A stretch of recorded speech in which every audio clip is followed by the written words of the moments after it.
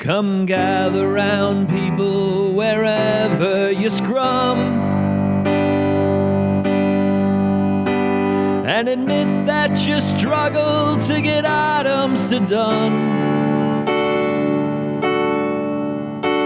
and accept that soon from Scrum you may run. Is it new advice that you're craving? Well, you better start reading to avoid the stun, for the Scrum Guide is a-changin'. Come coaches and trainers with post-its and flip charts, and update your slides with old and new parts. And don't judge too soon, open your agile hearts. There's no time for bickering and blaming, for Scrum teams now may get their fresh starts, for the Scrum Guide is a-changin'.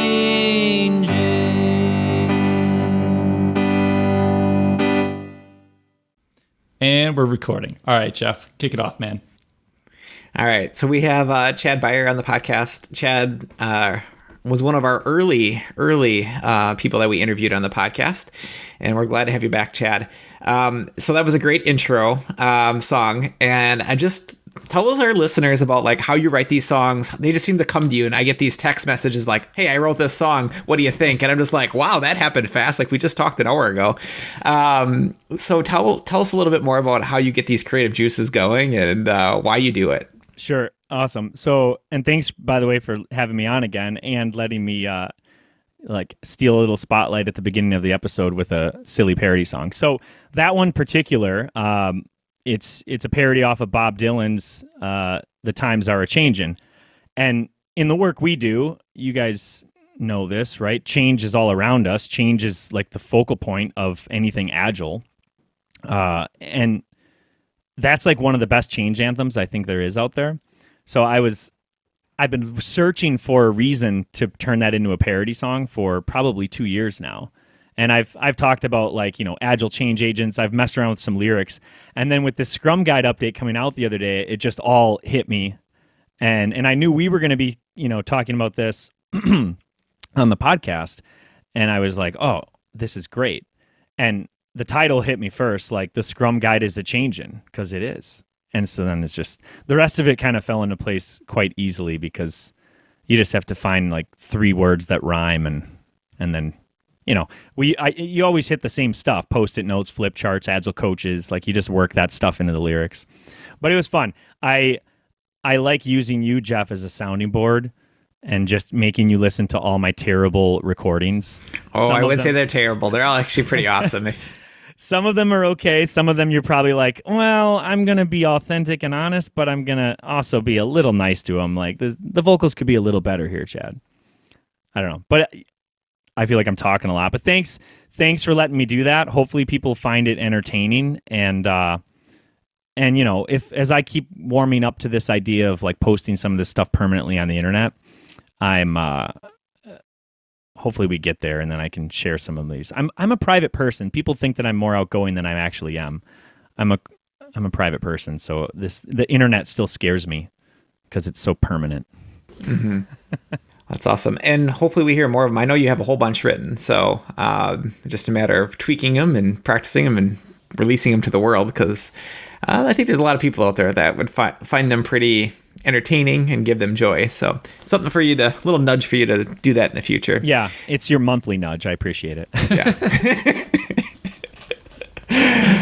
All right, so let's talk about what we're going to talk about this on this episode. Let's dive in to the Scrum Guide. So it just changed, just went out recently, and there's quite a bit there. Like this isn't just like a 1 paragraph change like in 2017. This is a revision of like everything. And so I'm curious, what are your initial thoughts?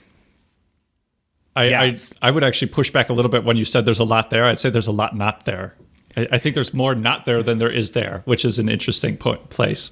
But sorry, Chad, go ahead. No, I mean, I agree. So I went through and highlighted some things in green that I like. And the first part that I have highlighted in green is the Scrum definition section, because how many times over the years when we're talking about Scrum, Jeff, I got to come up with different names again, of course. JB, I don't know. So when we used to work at a client together, right? Sometimes there'd be a new employee. They didn't have time to send them to a full 2-day training course right out of the gates, but they needed them to get up to speed quickly. So there were times where the task is, you have an hour to teach someone Scrum. You have 30 minutes to teach someone Scrum. Maybe we would only have 5 to 10 minutes to teach someone Scrum. And I love this first, the 4 bullet items in the Scrum definition section, where it says, in a nutshell, Scrum requires a Scrum Master to foster an environment where 1, a product owner orders the work for a complex problem into a product backlog. 2, the Scrum team turns a selection of the work into an increment of value during a sprint. And 3, the Scrum team and its stakeholders inspect the results and adjust for the next sprint. And then this is the point I love, because it's like what I always say, rinse, repeat. Like, just do that again 26, 52 times in a year. That's Scrum. And their number 4 just says repeat. So I love how it just kicks off with this very concise, this is kind of the TLT, what is it? DR. Too long, didn't read. So I hope there's someone out there listening who actually never knew what that meant, and I just cleared that up for him. Because I appreciate that. All the new acronyms and text messages, I can't keep up with it. So I love this part. I love this part because it hits you right over the head with it. It's not too hard to understand. We're just talking about a feedback loop here. Mm-hmm. And I could see a Scrum Master, someone comes new into a sprint review, maybe a new stakeholder, and maybe they're used to a very traditional way of working. They're like, why am I in this meeting? What's going on? And they just boom, boom, boom, 1, 2, 3, 4. Okay, all right, let's jump into it. Here's what we're here to do today. Absolutely. What jumped out at you guys? I mean, I'm kind of going in order of sequence here, but that was the first thing that I was just like, less is more. I love less is more, minimalist tendencies, and I'm just really happy with the update removing things. So I would jump in, and I like it, but at the same time, I'm kind of curious to get your thoughts on it, because I feel like I'm on the fence about it. So maybe I'd like it isn't exactly the right way, but changing it from roles to accountabilities, right? I find it personally, I find it a little bit confusing, right? And I think this ties in with one of the other things that we want to talk about, that word accountable, right? To be held to account of something, not just doing the work. If nobody else does it, who are we going to go yell at? Well, it's the person who's accountable. So if we think about it from that perspective, we've got these 3 accountabilities, still a product owner, a Scrum Master, and developers. And we have a clear explanation of what each of those accountabilities is accountable for. I'm curious what the benefit or the danger of using the word role versus accountability. What do you guys think? I really think that there was a big intent to move away from multiple teams inside of a Scrum team and move to one holistic team focused on one goal for a product to deliver value to a customer. And I think that people sometimes they abuse the word role. They just thought, it's not my role. I don't do that thing. Give me a RACI for that thing, and it's no, we all are accountable for delivering value. This isn't just, Ken's actually used the analogy, a couple different videos I've seen of him where he's like, I don't ever want to see a product owner standing up there saying, you guys didn't deliver. You're a part of that as a product owner. It's we didn't deliver. It's not you didn't deliver as a development team anymore. It's we are a Scrum team. And so I think that that's what they were trying to emphasize. But I also think that it doesn't change that much. From the way we've always taught Scrum, I think even looking at this whole Scrum guide holistically, Scrum is still Scrum. It just is. And so if you were doing good Scrum before, you're probably still doing good Scrum looking at this Scrum guide. It hasn't changed the intent very much, but what it has changed is we want to focus on the one team. We do probably have different positions, just like in any team, where some people are probably better at certain things than others and maybe take more of the responsibility to do certain items. But the whole team holistically is responsible for that outcome. And I think that's what they were trying to get to. I don't know. What are your thoughts, Chad? So I think regardless of whether the Scrum Guide would have changed or not, I think this is always an interesting word conversation. I almost said debate, but I don't think we're really debating. And we're a global community in the PST community, right? The three of us are PSTs with Scrum.org, right? Professional Scrum trainers. So we're... I think we've had this conversation over the years so much, and I'm blanking. It's probably the Netherlands, I think, where this is like, they're almost synonyms, right? And even if you look in some of our dictionaries, I would say that they're pretty close to synonyms as well. Responsible, accountable. But here's how I always have differentiated it in conversations like this. And I'm going to use maybe different words today because they just popped into my head, which I always love. You can hold yourself to account, right? And I think I would equate that to personal responsibility. I'm taking personal responsibility. I'm holding myself to account, right? And I think that's the thing that scares people with the word accountable versus responsible is accountable probably because of our corporate cultures that we've grown up in that we're trying to change and modernize and make better for everyone in the future. Typically, accountability is about someone else holding you to account, and then it comes into this. It's you're being penalized, or you're being there's more command and control behavior around that. But if you step through it, if I hold myself to account, I'm taking personal responsibility. There's a section in the Scrum Guide. It's not like holistic, but it's buried underneath the developer section. The last bullet in that section says holding each other accountable as professionals. It's too like if I could offer a tweak already to the Change Scrum Guide, I would say we should put that overarching across all of the role definitions and just say, when we use the word accountable in the Scrum Guide, we mean basically we're all holding each other accountable as team members, as professionals, something like that. Because I think that's what they're after. It just happens to be under that developer section. So that, again, another level of accountability. That's now at the team responsibility level. So I feel a responsibility, still personal, I guess, to my team members, not to myself. Maybe I'm mixing this up a little bit. And then there's the traditional way we think about accountability, I think, like someone else outside the team in a hierarchy, in a organization, a manager, an executive, holding you to account, saying you didn't hit my expectations, I wanted X, you gave me Y, something like that. And I think that's where some people don't like that word accountability. Did I go way too did I go in the deep end on this or? No, I think that's a good place to start the conversation around accountability, responsibility. I also think of accountability as something that I'm taking ownership of, or I should in my role. And so I don't have to do it, but I have to I'm accountable that it happens. I really like the book Extreme Ownership. And in that book, it's like even they give a military example, like even if weather comes in and like totally like throws your training exercise in disarray, you are accountable that you didn't have a backup plan. You didn't have a way to handle that. You didn't have a backup day to do this. Like whatever the case is, yeah, how could you have controlled the weather, but you could have put contingencies in place to handle that. And so you as the leader are accountable for that. And so I like the accountability thinking you need to hold yourself to that personal responsibility to make sure that happens. Responsible, you're doing. And I also really love where they use responsible. And there's a new sentence in there, and I just want to read it. The Scrum team is responsible for all product-related activities from stakeholder collaboration, verification, maintenance, operation, experimentation, research and development, and anything else that might be required.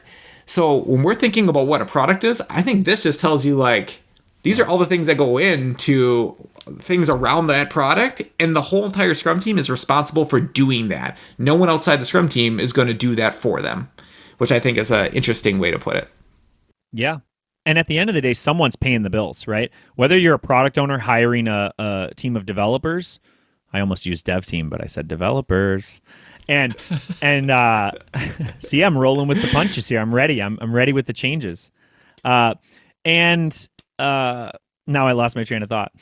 Or you might be a stakeholder hiring a whole Scrum team, right? Or it might be a Scrum team in your organization, and you're one of the owners of the organization. Someone's paying for your burn rate, paying for your payroll cost, your contracted rate, whatever it is. Someone's paying the bills. So if I'm thinking like, you guys have had Gary Hamel on the podcast, which I've loved listening to twice now. And, back to the whole capitalism, like we need more capitalists. We need people thinking like owners. If I'm thinking like an owner, I sure hope I can hold you accountable to this stuff if I'm paying for the cost of what a Scrum team costs every sprint. So, I think sometimes we get sensitive around it, but I think it's a fine word.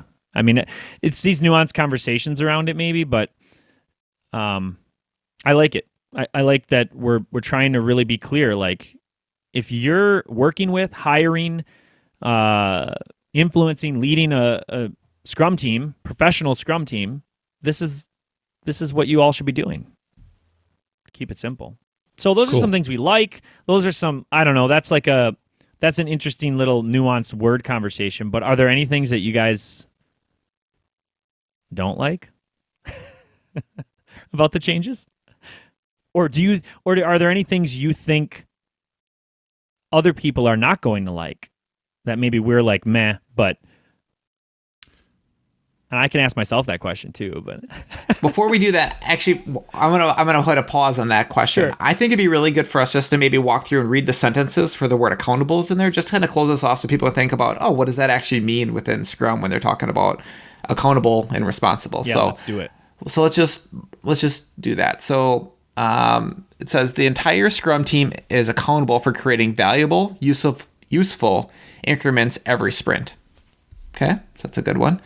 The specific skills needed by the developers are often broad and will vary by the domain of work. However, the developers are always accountable for, and then it lists some bullets here, creating a plan for the sprint in the sprint backlog, instilling quality by adhering to the definition of done, adapting their plan each day towards the sprint goal, and holding each other accountable as professionals. I really like that addition. That wasn't in the last one. Yep. The product owner is accountable for maximizing the value of the product resulting from the work of the Scrum team. The product owner is accountable for effective product backlog management, which includes developing explicitly communicating the product goal, creating and clearly communicating product backlog items, ordering the product backlog items, and ensuring that the product backlog is transparent, visible, and understood. The Scrum Master is accountable for establishing Scrum as defined in the Scrum Guide. The Scrum Master is accountable for the Scrum team's effectiveness. That's an interesting one. We could probably have some good conversation about that one. Where else is it? Let me jump here. See, do we have another one? I think that's it. I think that's it. Yep, that's it. I don't know. So what are your thoughts on those ones as I kind of just flew through? So let me throw this out because I literally just noticed it as you were listing those, right? I love that we're explicit with the accountabilities, and there was I think a little bit of ambiguity in the last version of the Scrum Guide, but like the Scrum Master and the product owner were like literally the first sentence for those roles in the last version. But there's an interesting sentence in here which is specific to the product owner. The product owner may do the above work or may delegate the responsibility to others. Regardless, the product owner remains accountable. Okay, I think it makes sense for that accountability specifically to call that sentence out, because who would the developers delegate that responsibility of their accountabilities to other than themselves? But that's the only reason I can think that it would make sense to put that sentence under the product owner accountability. Yeah, I had that sentence highlighted in green as something I like too, because I think it's a good call out that maybe was left unclear in the past. I guess it's similar vein there, Jeff, but like the Scrum Master is accountable for establishing Scrum as defined in the Scrum Guide. So I've seen good Scrum Masters actually have their team, the Scrum team, a lot of times a lot of developers teaching other new developers about Scrum and how it's different from maybe where they came from in the past. And so I like that because, hey, as a Scrum Master, if my team can articulate it really well and they can teach it to each other, I don't have to be the one saying, oh yeah, you need to, this is how we do TDD here, and this is how it adheres to our definition of done. I can let somebody else who can speak much better to maybe the technical practices than I can as a Scrum Master, and they can explain the why probably better. And it's a lot different coming from somebody who, you see as maybe, where you were or where you want to be, in your career as a developer jumping on a team. Okay, so let's get a little bit nerdy here. Okay. The Scrum Master is accountable for Scrum Team's effectiveness. That seems like a big red flag to me. Let's drop the word Scrum Master and say the manager is accountable for Scrum Team's effectiveness. The director is accountable for Scrum Team's effectiveness. The CEO is accountable for Scrum Team's effectiveness. That seems like you're taking the ownership away from the individuals. Like, what I would prefer is something like the Scrum Master is accountable for the Scrum Team's mindset of continuous improvement. Or, really just I think that continuous improvement might sum it up pretty well there. But to me, that's like, you can lead a horse to water, but you can't make them drink. Like, there has to be individual ownership around the environment and the effectiveness of that team. What you're grinning, Chad? So I'm like, yeah, because I love it when you've prefaced it with "let's get geeky" and really detailed here. But you're right. I don't love that sentence, and this is just an example of like when you have a lot of eyes on a document, you can really tear it apart in interpretation. Oh, yeah. And I would offer the suggestion. I think what maybe we're trying to say here is just the Scrum Master is accountable for effective Scrum, and I'd feel better about that. But the Scrum Team's effectiveness, I agree. It makes it a bit more like you have to make everyone else awesome. And I don't know if that's necessarily within their control. Because what is a Scrum Team? It's made up of people. Scrum itself, the framework, is where all the processes and the practices come to life. Again, people are doing them. But I'd be more comfortable with something else as well. Just effective Scrum. I guess I'll say that the culture, right? The culture that gets set up within a Scrum team, maybe the intent there is that the Scrum Master is ultimately accountable. Not that they have to be the only one doing it, right? But they are the one that's accountable ultimately for that environment, for people to be effective on the Scrum team. And you almost have to remove any personal bias here, because it's not just you. Like, some people just don't mesh well with certain teams, and it just might be a different Scrum Master can do it differently. And I'm only bringing this example up. I don't know when we're going to release this episode compared to the one we just recorded last night, Jeff, but we were talking with Joe Justice. He was talking about at Tesla, how they do 3-hour sprints and they release something every single time. And some of the people on the team are basically homeless people that they've hired off the street, and they can deliver, but they've set an environment up for people to be successful. And that's what's very different. And so if they can do that at Tesla and be as wildly successful as they are, why can't we do that in other organizations? Yeah, I guess I'd be curious, when somebody says effectiveness, like, what does that mean to you two? Oh boy, now we're really gonna get. What does the word effective mean? Yeah, so effective. Here's what I had rattling around in my head. Really professional developers, right? Whether it's software or not, whatever is required in the skill set for that product space, you're quality. You're not cutting corners. You're being professional. From a product owner standpoint, you are effective at decision making, effective at value identification, value validation, all the things we talk about product owners doing. And then maybe the organization, right? I mean, you could take it even beyond the Scrum team, but let's not for this, because this is Scrum team's effectiveness. So that's what I think of. I just think of getting value out the door, results, the outcomes. I mean, I'm going one step below the outcome, because I believe that if you have high quality and professionalism of the delivery side, the increments delivered, the product owner identifying and validating them by releasing, then I think that's effective Scrum. It gives you a chance at validating assumptions, reducing risks, increasing learning. So an effective Agile feedback loop, I guess, is all I would ask for. I would say if the Scrum Master doesn't help the team to produce more value, learn quicker, be a more effective team, whatever that means to you, then why do they exist? Very similar to managers in an organization. They don't actually do the work. They're there to help make the environment more effective, so you deliver more for the organization. And so I guess I see where they're coming from there is like, that's the reason they exist, is so that the team can be more than they could be by themselves. They can deliver more. It's better. It's healthier. It's a better place to work. Like, Yep. all those good things, right? Yeah, and that's. And Chad, I thank you for calling it out. Like, I have a tendency to be a negative Nancy sometimes, and it's far easier to shoot holes into things than it is to come up with them. I think to the spirit of what both of you were after was kind of where I was going with is that word effectiveness. I interpret oftentimes as a product owner, it's get more shit done. Okay, like I've done results. Yeah. And so if from that light, and I would posit that I'm probably not the only person who thinks that way of effectiveness is getting more stuff done, right? But the words you were using, I think, are far more in line with what I was talking about at the beginning, which was continuous improvement, right? We want to be getting better, right? If it's low quality today, how can we increase the quality tomorrow? If it's an environment where it's not psychologically safe to share our failures with each other, well, let's work on that, right? Like, and that's the creating an effective environment. So, Yeah. cool.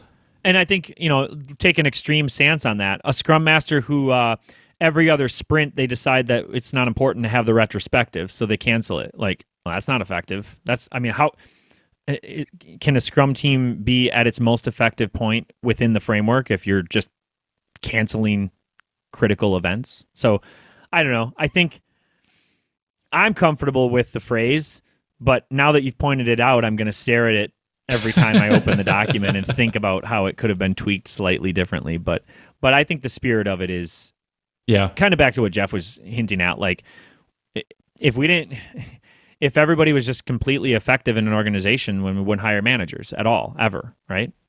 Because it is purely an overhead position. Jeff, I'll also say, like, I think the intent behind a lot of the changes that we've seen is not to be a feature factory like you're talking about. It's not about it's not about stuff. So a couple of things they've added to the Scrum Guide. We haven't talked yet about the product goal. We haven't talked about some of the wording. They used to use the word potentially releasable when they would talk about the increment. Now we're using the word valuable and useful increment every sprint. Part of that's to expand beyond just software development. And part of that is it needs to be useful and it needs to be valuable. Like, it's about value you're producing for your customer.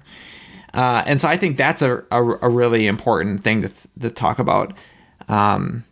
There's another part here underneath the Scrum Master. Helps the Scrum team focus on creating high value increments. High value, not lots of stuff, right? Like, there's another one in here. I gotta find it. There was another one in here is very similar to that, where it's like, sprints are the heartbeat of Scrum, where ideas are turned into value. So it's all about value. We're reinforcing that.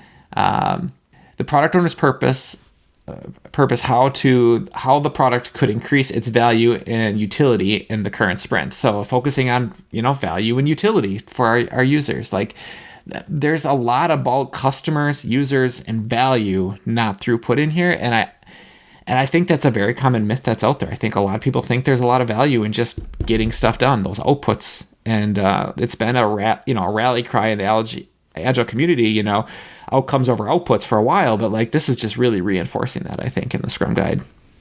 I agree wholeheartedly with that. That is one of the bigger things that I really like about this version. I like the product goal.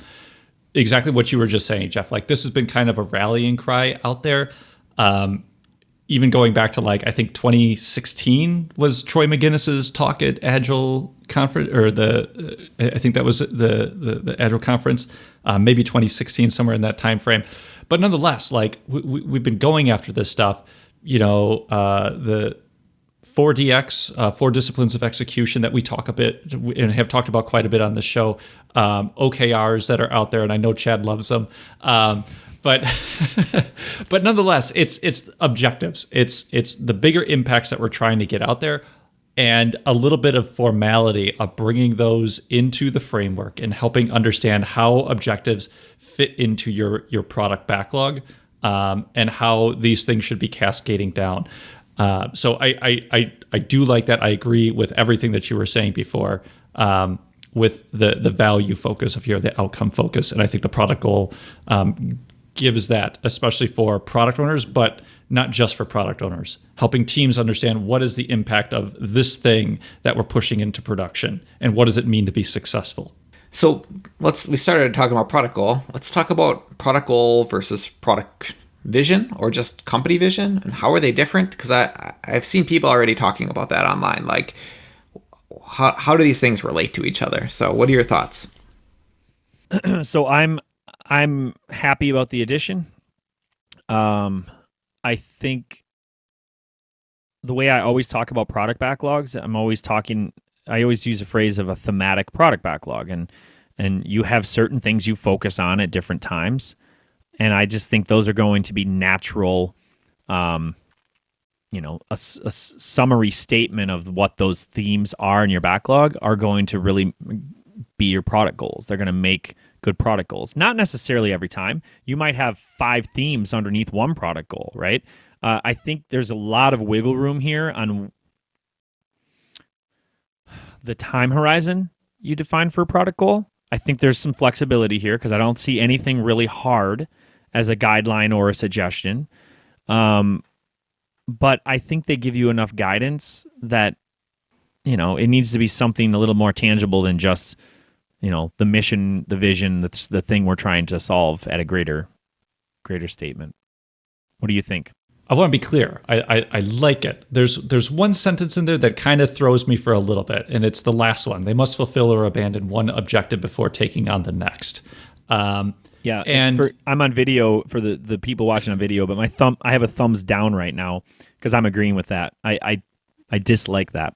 I feel like that's a lot like communism. It's one of those things that on paper sounds awesome, right? Everybody contributing the same and reaping the same rewards, but then when you actually go to implement it, that doesn't work out like that at all. And I think the reason I dislike my hesitation around that, and the Scrum Guide explicitly does not indicate this. It is not saying all work on your product backlog has to fall under a specific product goal. But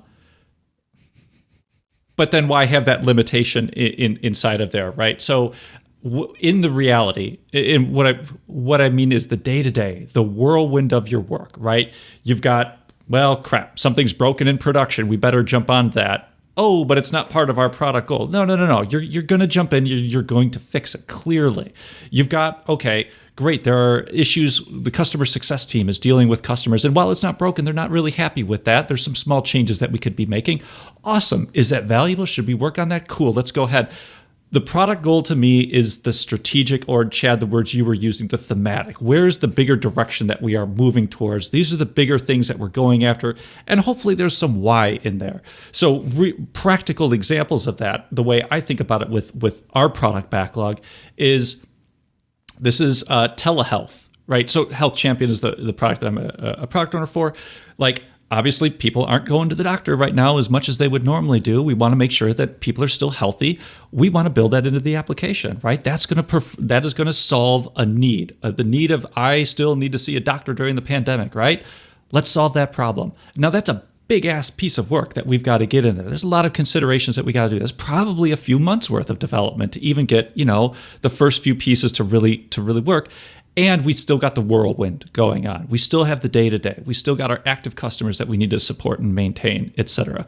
So that's kind of the way I think about it, and trying to use some practical, tactical examples of it as well. I like it. I think I'd agree with you. So I don't think everything has to do with the product. And your product backlog has to do with your product goal. It's very similar to a sprint goal, right? Like, we've said this for years. A lot of people have thought that everything in your sprint backlog had to be contained within your sprint goal. That's not. The goal is there to give you focus and say, what is really the most important thing that we're working on? There might be other things that we have to do, but you know what? That support case, guess if it goes from, a 3-day SLA to a 4-day, but we hit the goal or we move closer to that goal, maybe that's more important than one extra day, in this case, something that's more standard work. I don't know. Like maybe those are kind of the guardrails you're setting as an organization that, yeah, the standard stuff's important, but this is the main thing. If something we don't want this to fall out. And so I think we've seen in organizations over and over again, we go in and they have a WIP problem. Too much work in progress. They're starting hundreds of projects. They're working on hundreds of things. They only have a limited number of people to actually work on them. And they're doing this resource allocation game. And I really think the Scrum Guide's trying to say, just don't do that. Like focus on delivering value to your customer. And then the standard stuff like you were talking about, yeah, you still do that too, but like that fits around the edges. You got to put the big rocks in your glass jar first, and then we can put in the sand and the pebbles and all the other stuff, that analogy what I'm talking about. And then you can fill it up with water, and then you can still get more stuff in. So that, I don't know, but that's my thoughts. What are you thinking, Chad? I see you nodding along with me. I'm agreeing. So I had to look for the word must in the rest of the Scrum Guide, and then I'm going to key in on a couple other words too. So I don't have a personal relationship with Ken or Jeff, but I would like to think if I was a fly on the wall in their conversations as they work through some of these over the years, not just this update. Through their public appearances, when you hear them talk, when you're in the same room with them at a conference, they like to get people's attention, right? We all like to, if you're on stage and I love saying things provocative in talks about Agile. You're the clickbait right? guy, right? Yeah. I like to really, say things that make people kind of like, I don't know, a little bit of shock value. Like, what? Did he just say that? So, and then of course I'm very cautious with what I say too. But so I think they use the word must on those occasions when they want to get people's attention. And because let's pick this apart. There's another section that says the entire organization must respect their decisions, and that's in reference to the product owner. Now, I say yes, absolutely. But how many Scrum implementations, uses of Scrum, have we all been involved in where that's not the case? Now, I don't know if that we just throw our hands up and say, well, but it says in the Scrum Guide that you must respect them, Mr. Executive, right? So I just think they're trying to say, if you want to practice solid professional Scrum, pay attention when we use the word must. And I still struggle with the backlog one because I feel like it's a little too far in the weeds of practices. Like maybe really effective product owners don't have to abandon a product goal to move on to another one temporarily, right? I don't know. I could see cases where I'm sure there's some top-notch product owners out there who can make a very valid, compelling argument against that statement, right? Whereas I think it's harder to make a compelling argument against I don't think we should respect the product owner's decisions. Unless you're the steering committee, making your case. And then there's another one in here, not the word must, but when it says Scrum Masters are true leaders who serve the Scrum team in large organization. The word, I've never really thought about it until now, but the word are, like when you define someone as you are a true leader, that's like saying must in a way, right? It's not saying Scrum Masters should be leaders who serve the Scrum team. We should respect the product owner's decisions. We're saying it very assertively, strongly, because we want to get people's attention. So I'm okay with it, I think, but I would say I could just see it not being in there and being almost just as effective, if not more, if you just remove that statement from the abandoning the product goal. But again, they're trying to drive focus, which is a good thing. And I've said this before. High levels of WIP is like a disease organizations catch, right? Oh, we're this lean startup, we're cruising along, and well, now we got to put up our big boy pants and start acting like a big organization. So let's start hiring department heads and scaling by specialty. And then before you know it, they catch the WIP disease. Oh, we all have our own number one backlog, so let's just pile on the projects. And then they go hire an Agile coach to help them dig out of this 2-decade-long, digging of a hole at the bottom of a well where you're just extremely wasteful. So I don't know. I guess maybe I do like it. It's good to get people's attention. One quick other thing that I wanted to throw out there is I think it's a really good, much to the chagrin of my one of my leaders that I work really closely with. I hate roadmaps, and she really enjoys them, and I can understand why. Like, she's operating at a slightly different level. She likes to be able to communicate to the organization where things are going.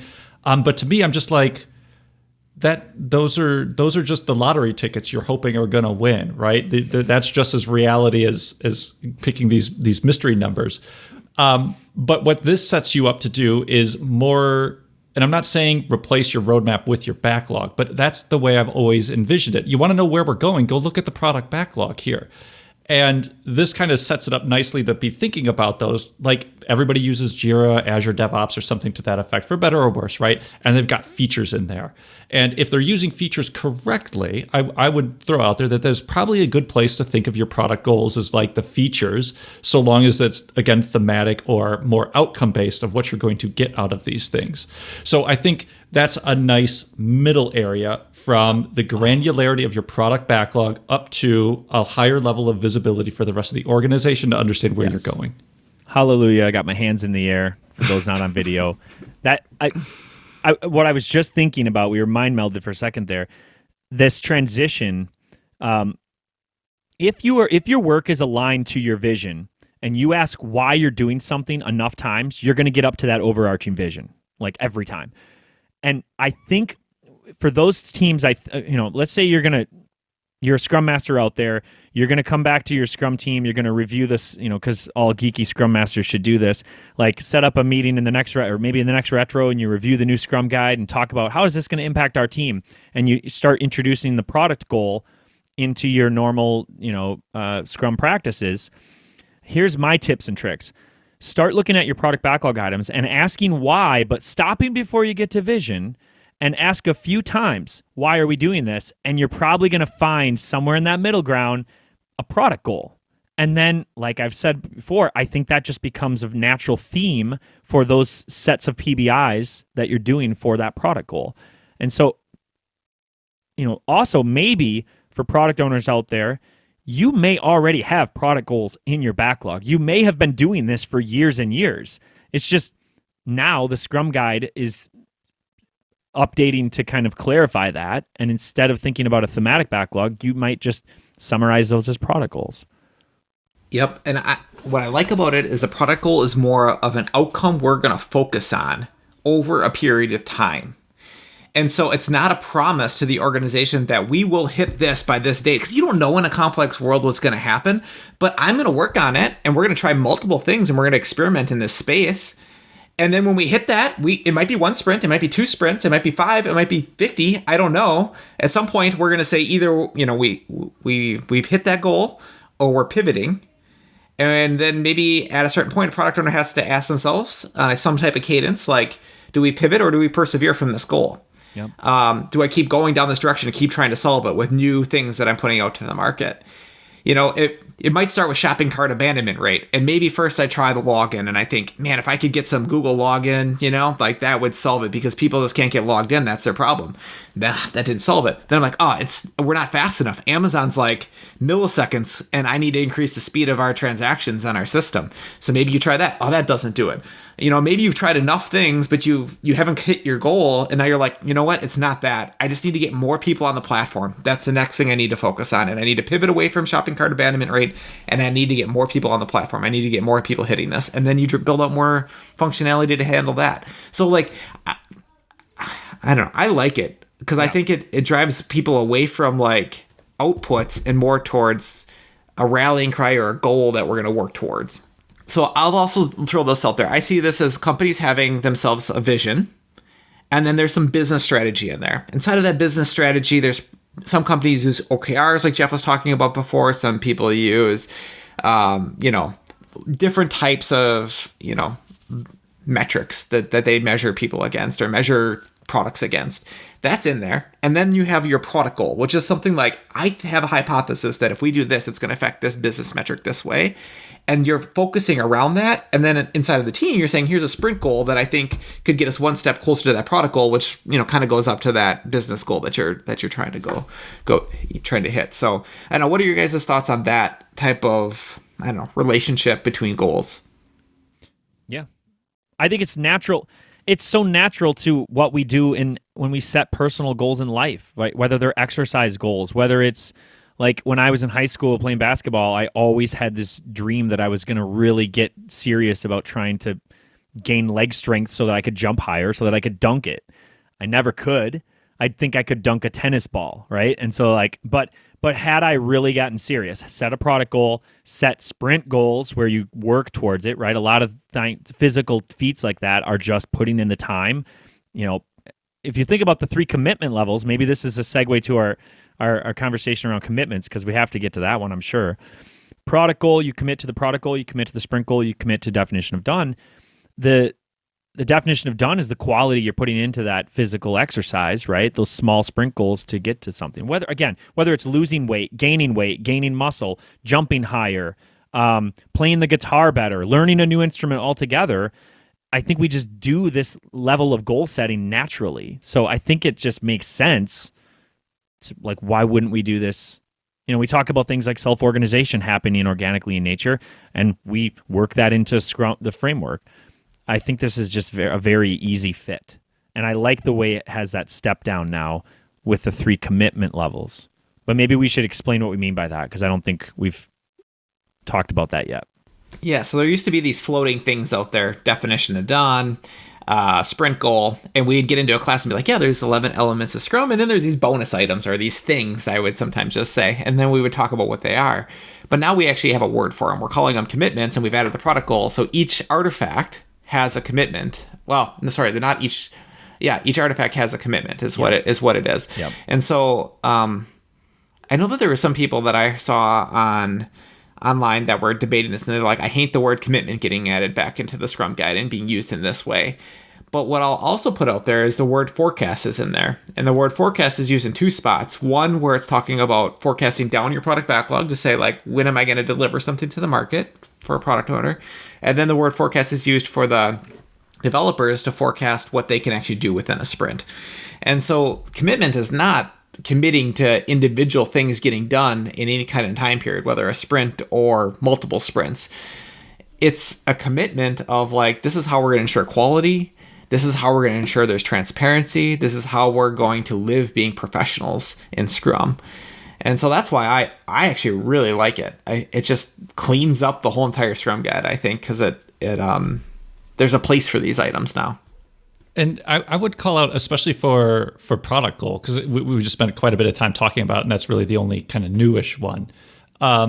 There's nothing in there that is even associated with time when you're talking about the product goal, right? So in other words, if we were to look at that word commitment, and I'd love to correct me if you feel otherwise with this, we could just say you have it and it's used. You have a product goal and it's used. You have a sprint goal and it's used. You have a definition of done and it's used or adhered to, maybe. So when we're thinking about that word commitment, that's all it's used to. It's like there is no forecasting, there is no done by a certain date when we're using that word commitment, which I think is where the negative piece of that comes into play. I'm going to go back to the spirit of why it was put in here, and I'm going to work with what we have in text, because we don't have Jeff and Ken next to us right now, and we can't ask them. So there's under the Scrum Artifacts intro section, there's 2 references that I think are pretty, it's weird that there's 2 because the one makes it sound like it's the reason, but then there's one above it. So there's one sentence that says, each artifact contains a commitment to ensure it provides information that enhances transparency, which we talk about a lot, and focus, against which progress can be measured. So, okay, so if I had to answer why are we using the word commitment? Because we want to make sure that we're enhancing transparency and focus. Okay, great. I'm cool with that. Now back to the bottom sentence there. These commitments exist to reinforce empiricism and the Scrum values for the Scrum team and their stakeholders. So now we have a little step further. That's a bit more holistic, because transparency is part of empiricism and focus is one of the Scrum values. So there's a detailed level, but then there's basically we just want to reinforce empiricism and the Scrum values. So I think I'm fine with the word commitment around those things with that additional context. I don't read anywhere where it says we're committing to absolutely guaranteeing everything we pull into a sprint we're going to get to done. Like those days are over. I hope. There's still a lot of Scrum teams out there who at the end of a sprint, the Scrum, if you're listening, and if this is you, I want you to reflect on this. If you're a Scrum Master and at the end of a sprint planning session, you ask your team, all right, so is everyone committed to getting all this stuff done no matter what? Like, if that's the mantra you're even sending or the message you're sending, you want to question, why are you asking human beings to commit to predicting the future? Because they don't have a crystal ball. Anyway, sorry. I like to shout out to the audience once in a while.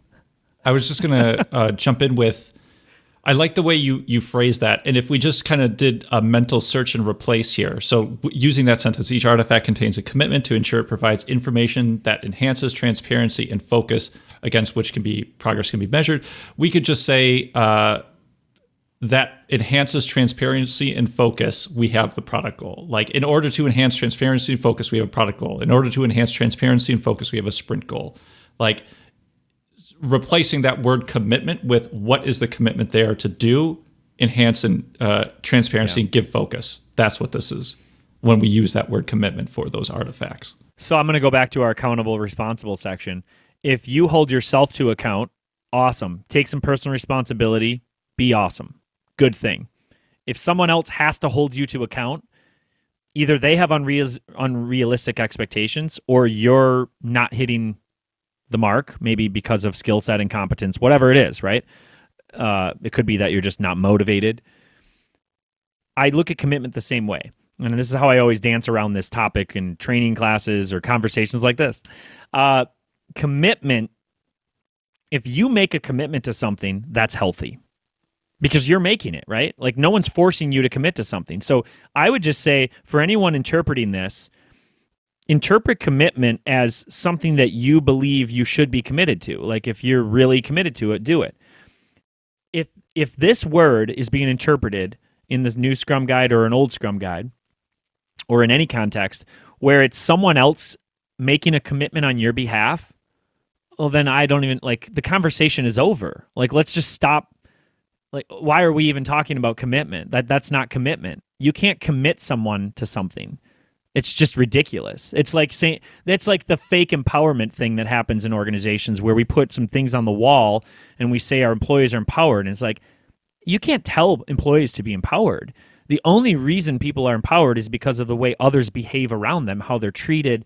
Like, real empowerment happens when you give people real freedom, real autonomy, real responsibility, and they have to, meet that with competence as well. So I don't know. I'm getting a little heated here. Maybe, like, I feel like I'm shouting at you both and everyone, but I'm so over this conversation where we think about commitment as someone else making it on your behalf. But there's a lot of that out there, and so I guess it is a concern. So I'm arguing with myself here. What do you think? Well, I think it leads into another good topic, is the change from self-organization to self-management. And so where I'm going with this is that when someone's committing for you, it almost feels like someone's commanding and trying to control you into doing something. They are pushing you down that direction. And it's very, very clear in the Scrum Guide that Scrum team needs to be self-managing, and that they figure out who, what, and how they're going to do the work, and that there's no hierarchy within the Scrum team.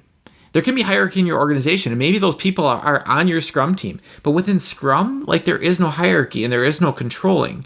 And by having that and having that transparency, I think it allows each individual person to give a personal commitment, and somebody else can't hold them to account, because you just can't really, like, you can't make somebody do that. They have to take that ownership on themselves if they want to do it. And I think that's really what self-management is really about, is, like, as a group, you self-manage around that. I don't know. What are your thoughts on that correlation? I always found it curious, and maybe just because I lived in a bubble, or, we're abstracted away from this, but, like, I never saw an issue with self-organization. Like, when we would talk about it, when we would describe it, by and large, I didn't see what maybe other people were seeing. So I guess I'm indifferent to it, but I also can appreciate self-management, and I like that they called it out the same way that you just did. They decide what and how to do the work, right? I think the old line was nobody tells the development team, not even the Scrum Master, how to turn product backlog items into potential releasable increments or something to the effect of that, right? So they were, the previous version was pretty explicit with that, but I think they just they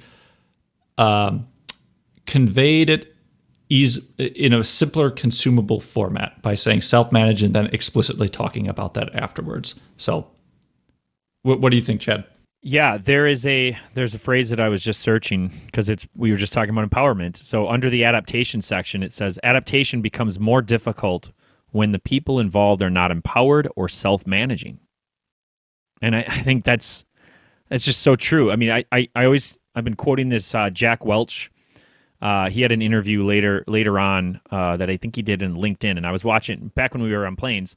I was on a plane ride, and I watched it on the plane, and it was really impactful. And he just talked about a culture of truth and trust, and I just think it's what we're talking about here. Like, if you have people authentically, honestly, competently communicating and interacting inside of an organization, you cut through a lot of the noise.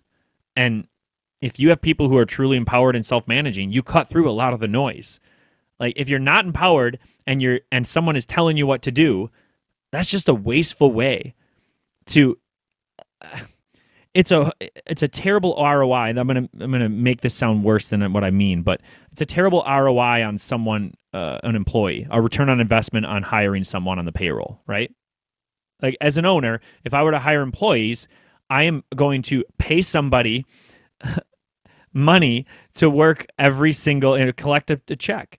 And how we use that person's brain, because we're a knowledge work economy, is everything with the ROI you get on that in relationship. And I think way too many organizations, it's like the payroll costs plus they're loading benefits on top of it. It's just they're burning money. They just don't think of it that way because they're operating so far from optimized on just getting out of the way and letting those people be awesome. And so I think if I like that statement. We need more self-management. We need more true empowerment inside of organizations. It's just, if there was a way to quantify that so that it wasn't hidden in payroll, I think more organizations would be taking this really, really seriously right now. Yeah, I think that the delay of decision-making is what we're trying to avoid here. And it's decision-making on how we create that increment, how we create that value.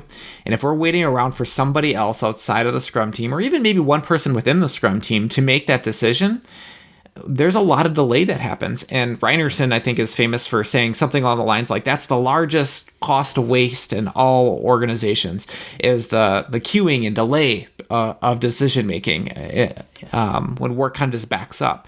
And so how do you alleviate that is you just allow people to make decisions and you make the information available, because we talk a lot about transparency here, and we give them focus on what's important. So yep. I think that it's very aligned to what we're doing. I don't think that there was a big problem with self-organization. I just think that some people, with self-organization means many different things to some people. And there's some people that define self-organization as a much broader spectrum. Like the what and the how. Like the self-management is one piece. Maybe self-design teams is another piece of self-organization. Maybe even self-governed is a whole nother part of self-organization. And I think what we're saying is that's all great. Those are all different things you can do. None of that's required. They can unlock additional levels of agility because you empower people to make decisions and better decisions and, have this autonomy and feel a true sense of ownership. But they're not required. And so I think that's one where I think like somebody from the outside coming in could look at self-management and be like, oh, what? They're now going to manage everything? And what do I do as a manager? Like, what happens to HR responsibilities? What happens to pay? What happens to, whatever? And we could all debate this like, yeah, it'd be great if we could add that and give that knowledge to people so they can manage that and be good stewards of the product and the product's money and the things coming in. But like, that's not what we're talking about here. Those two things are decoupled. So it's interesting because even in the change notes of the Scrum Guide changes, it doesn't really say why. So number 5 in the change note says self-managing over self-organizing. And it just says previous Scrum Guides referred to development teams as self-organizing, choosing who and how to do the work. With more of a focus on the Scrum team, the 2020 version emphasizes a self-managing Scrum team, choosing who, how, and what to work on. So like I'm not seeing much of a difference there. I don't know. I'm probably speculating way more than I should be, but I would go back to, I think self-managing gets more people's attention. I think it gets the attention of a command and control manager out there, and I think that maybe this was done deliberately. But that's complete speculation, and probably not. But I mean, it is a weird change, because for me, I don't really care. I'm kind of underwhelmed by it. It's like, okay, great. Like I think we're still saying the exact same thing. We've just chosen a different word. And I think in some of the forums, I think the people who are really, I don't know if they're angry, but they're questioning like, why was this changed, is because there's all this previous research on self-organization. So why change the terminology of the stuff that's just ubiquitous and come up with a new phrase? But maybe it's just, again, it could be just to get people's attention. I have another kind of geeky topic with probably only like the three of us and other Agile coaches will care about. The listeners are like, really? Could it get any geekier? Geekier, right? Oh yeah, my know, goodness. Right? Debating like words? What is it? So under the Scrum, it says Scrum is founded on empiricism and lean thinking. Lean thinking is a new addition. So what are your thoughts? Why wasn't that included in the past in Scrum guides, and why is it included now? My 2 cents, and again, this is all speculation, but I feel like this is the Scrum community finally getting off their high horse and realizing that Scrum is not the end-all be-all, and maybe embracing that Agile mindset that we talk about, going back to our principles and saying, you know what, there's a lot of really great stuff out there. Let's make sure that we talk about that and embrace some of that. So I feel like, and Jeff, you say this all the time, I feel like that's Scrum's attempt at a yes and. It's yes, we do Scrum and we embrace lean thinking. So I'm operating on only memory of the launch event, which is not that long ago. What was it, 2 days ago? It's 2020. We give you a lot of slack now. But Jeff Sutherland wrapped up the event with fielding some questions. And I can't remember if the question was specifically about this, but he did talk about getting back to the roots of the HBR article, the new product development game. And that was all hardware teams. Those were hardware product teams. And so I think this was, again, I don't know, but I think this was kind of getting back to that as well. Like Scrum, I think Scrum has become known as like it's for software development. And I think a lot of the world has moved on and found ways to use Scrum beyond that. And I think what Jeff was saying was it definitely in 1995 when it was kind of formalized a bit more and it was hitting the mark definitely for software development at that time, but the origins that they experimented with leading up to the formation of the framework, it was really heavily influenced by those product teams that were manufacturing hardware environment. So, and that's where those lean thinking principles I think were tested out for the first time, 1950s, 60s, 70s, Toyota and others. I'm not going to try to act like I'm the best historian. I read a lot, but I don't remember as much. So, yeah, it was a few years ago I had the opportunity to work with some different coaches in an organization, and they were lean coaches, and they had really had a heavy focus on lean. And diving in and just seeing what they did and doing some gamble walks with them, as they would say, I learned a lot that, like, hey, this is not that different than what we do over here from a Scrum perspective, or there's so many similarities. We're just calling things a little differently, and we're using this in a different context. And there's a time and a place for everything. And so I think that was probably always there. Maybe they just didn't call it out. Like, I don't know. Like, sometimes there's so many things that influenced us. Like, I know, Chad, you and I have definitely talked about this in the past. Where, like, did I come up with that, or did I hear that from someone else, or is it, I don't know. Like, I don't know where I got this. Or did I just take like 5 ideas and combine them together, and this is why it seems new to me? I don't know. But when you read a lot, when you been around the block a lot, you worked with a lot of teams, sometimes you forget exactly where you got something from or that mindset from. And so maybe just kind of didn't get put in there because they thought, oh, we use it in a different context, and didn't feel the need to call it out at that point. So I don't know. I don't think it's that big of a deal, but I think it's interesting because you can definitely see, lean thinking right inside of, Scrum all over the place. And Jeff, you mentioned that it's, the first section, but the first sentence in that paragraph, the last sentence in that paragraph says lean thinking reduces waste and focuses on the essentials. And I've reflected with Jeff B on this a lot. Like I was actually just reflecting on this yesterday.